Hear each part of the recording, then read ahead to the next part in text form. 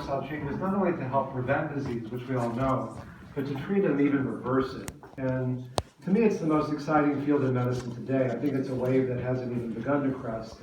And I'm writing a new book about it called Undo It, which should come out in January, in part as a riff on the Just Do It, of course, but also my spiritual teacher for many years was a man named Swami Satchidananda.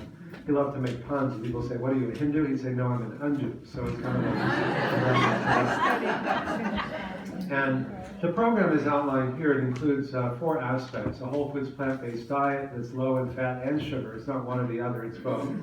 Various stress management techniques, including meditation and yoga, moderate exercise, and what we call psychosocial support, which is really love and intimacy, or to reduce it down even further, to eat well, move more, stress less, and love more. And the underlying guiding principle that I learned from this wine is to say, what is the cause? And not to just treat the symptoms. And in fact, it's how I got interested in doing this work years ago when I was learning how to do bypass surgery with a pioneering heart surgeon named Michael DeBakey, who had helped invent it. And we cut people open, we bypass their clogged arteries, we tell them they were cured, and more often than not, they'd go home and do all the things that had caused the problem in the first place. Eat junk food, not manage stress, not exercise. And their bypasses would often clog up. We'd cut them open again, sometimes 2 or 3 times. So for me, that became the metaphor of not treating the cause.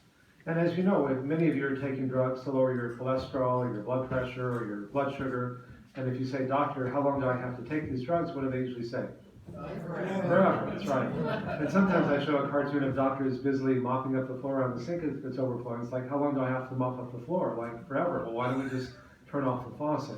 And to a much larger degree than we had once realized, the faucet are the lifestyle choices that we make each day. Oh, here's the cartoon. And what we're learning is that our bodies often have a remarkable capacity to begin healing if we turn off the faucet, if we stop doing the lifestyle choices that caused it in the first place.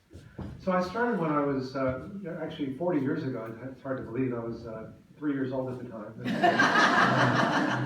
But it actually has been 40 years. And did a series of studies culminating in what was called the Lifestyle Heart Trial.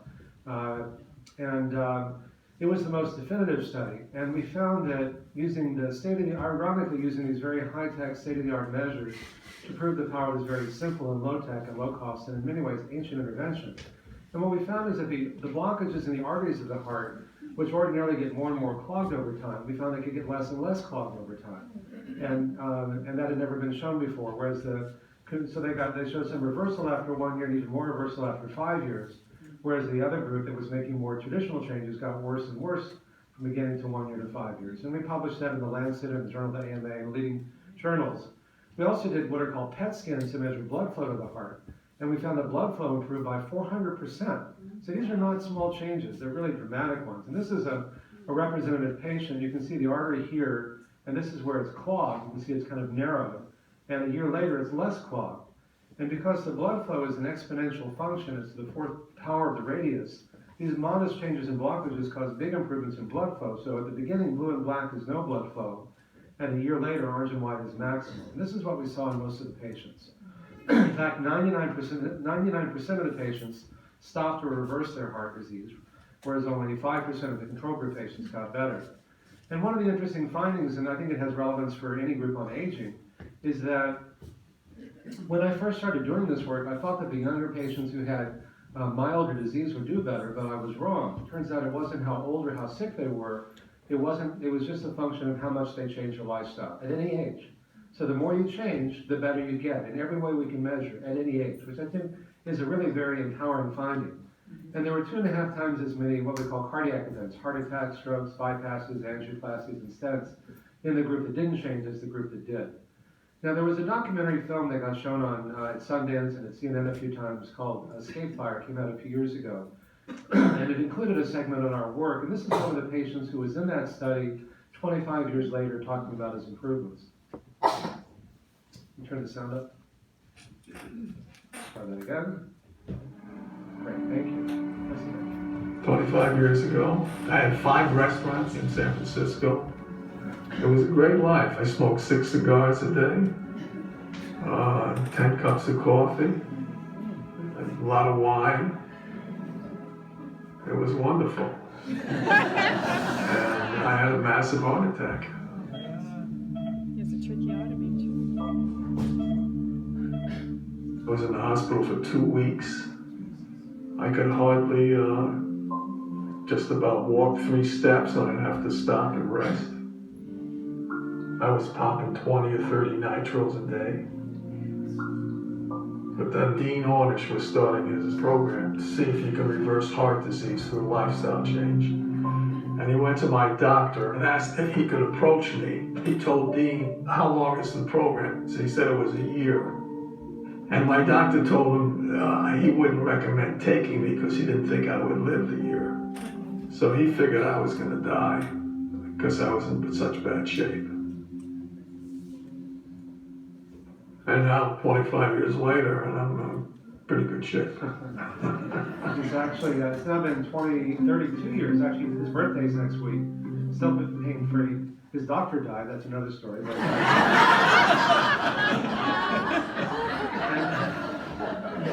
and to show how powerful these changes are, we've been training hospitals and clinics and physician groups around the country. Now that Medicare is covering our program, and most insurance companies are, including here in Marin at Marin Cardiology Group, Dr. Mark Wexler and his colleagues. One of the sites we trained is in South Bend, actually 2 of them are in South Bend, Indiana. And one of the patients there had such bad heart disease that he needed a heart transplant. And there's a shortage of donors because most people don't want to donate their heart if they can avoid it.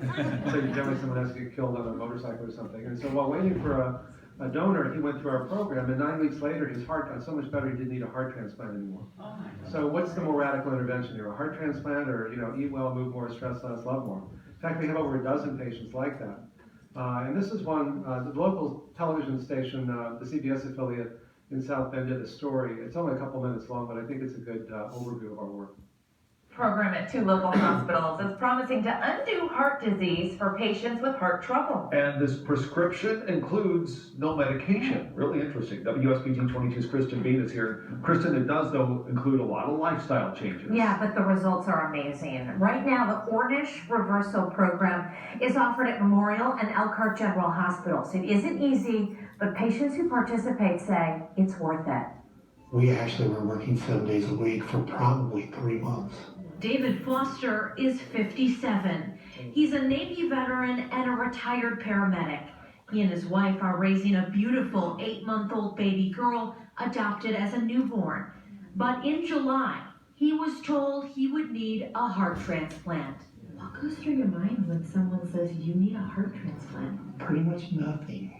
Everything around you kind of ceases, He says you need a heart transplant. All you think is, uh-oh, now what am I going to do? His heart troubles had caught up with him. He had 100% blockages in his heart. That's when someone told him about the Ornish Reversal Program. Doctors say it's scientifically proven to undo heart disease. I had made my mind then and there that I was going to beat this thing. So I've never really thought about the dying. Not at all. I thought about more of what do I need to do to continue my life and change it. The Ornish program requires patients to make major lifestyle changes. They spend 9 weeks learning how to eat a low-fat, plant-based diet. They have to exercise, undergo stress management, and participate in group support. This is a sort of a lifestyle prescription. We're not going to be taking a pill, but we're going to modify what we do in our life, and we're going to build our life around these healthy practices so that we can enjoy a healthy life, not spend our life in fear of when the next cardiac event is coming. Doctors say 90% of patients who complete the program continue these lifestyle changes after a year. Foster is sticking with his and recently learned his heart function has improved and he no longer needs that heart transplant. I said, I don't think about death. I just think about the day. I have, thousands of stories like this, which make it brings meaning to my life. I love doing this work to really empower people in this way. We then did a study with Dr. Peter Carroll, who's the chair of urology at UCSF, and the late Bill Fair, who at the time was the chair of urology at Memorial Sloan Kettering Cancer Center, to see if these same lifestyle changes could stop or reverse the progression of men who have early-stage prostate cancer, and we found that they did. We took men who had biopsy-proven prostate cancer who had decided not to have treatment, the so-called watchful waiting group.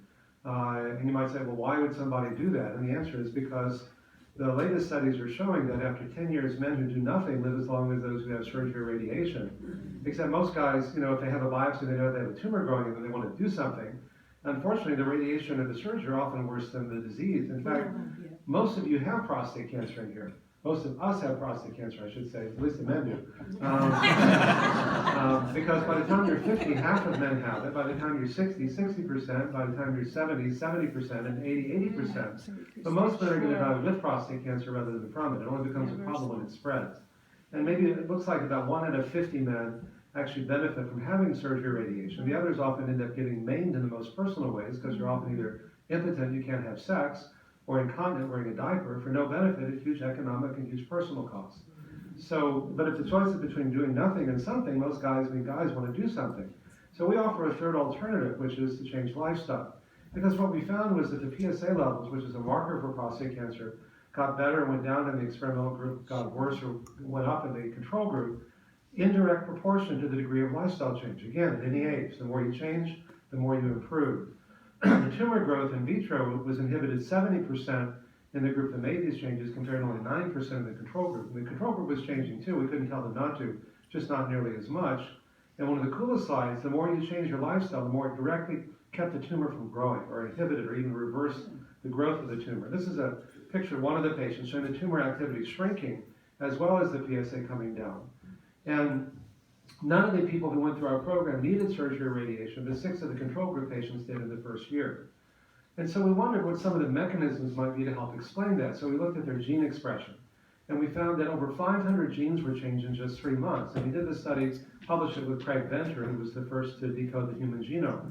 When you're doing disruptive work, it's nice to work with the people who are considered the world leaders, because then it's easier to get it published and has more credibility.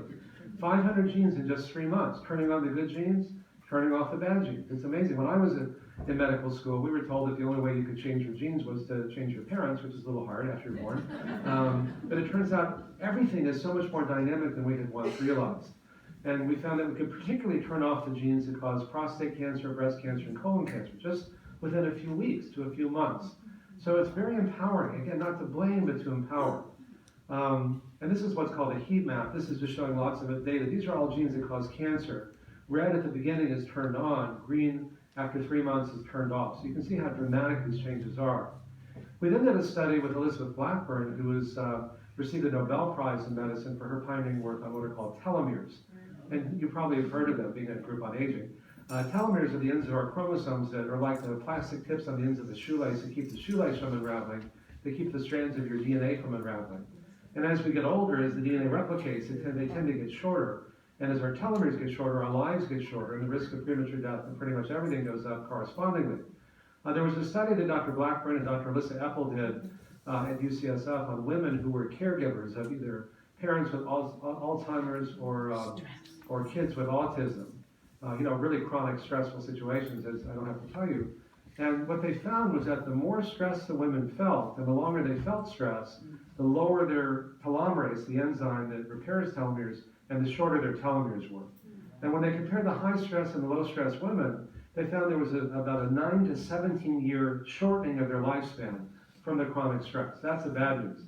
But the good news is that it wasn't an objective measure of stress that determined its effect on their telomeres. It was the women's perception of it. In other words, you could have 2 women in very similar life situations, but one was coping with it better. I mean, they were doing the kinds of things we're talking about. They were eating healthy, they were meditating, they were exercising, they had a lot of love and support. And so you could buffer the effects of the stress.